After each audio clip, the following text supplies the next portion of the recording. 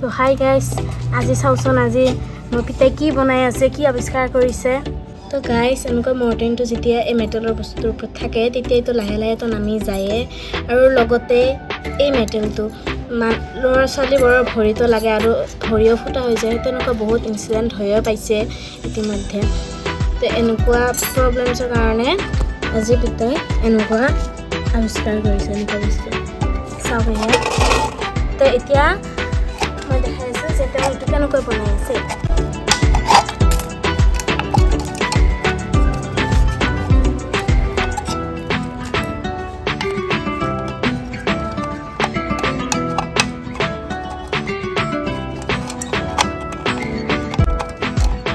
ভিডিওটো যদি ভাল লাগে তেনেহ'লে লাইক আৰু সাবস্ক্ৰাইব কৰি দিব।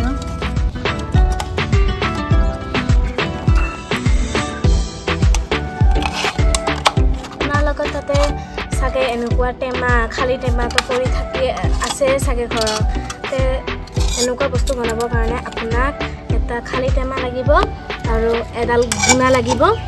এনেকুৱা দীঘল আছে এটা গুণা লাগিব।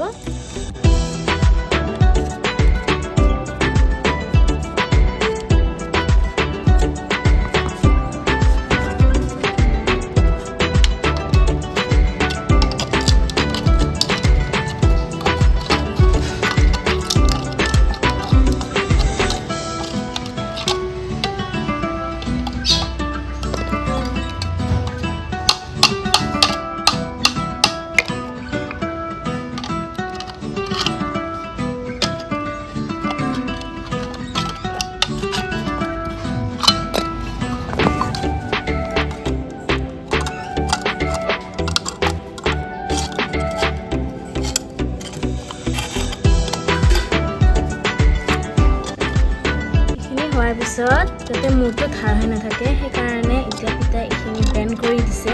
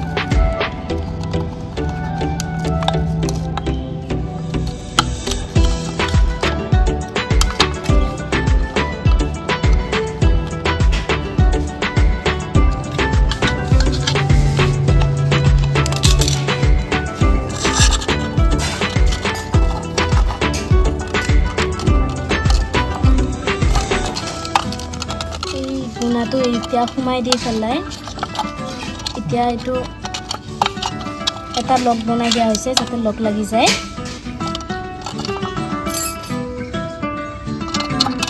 তাৰপিছত লকটো খুলি কিনি মৰ্টিনটো ভৰাই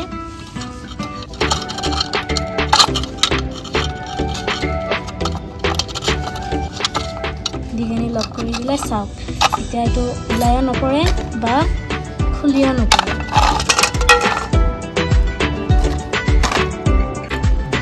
ভিডিওটো ভাল লাগিলে প্লিজ লাইক আৰু সাবস্ক্ৰাইব কৰি দিব।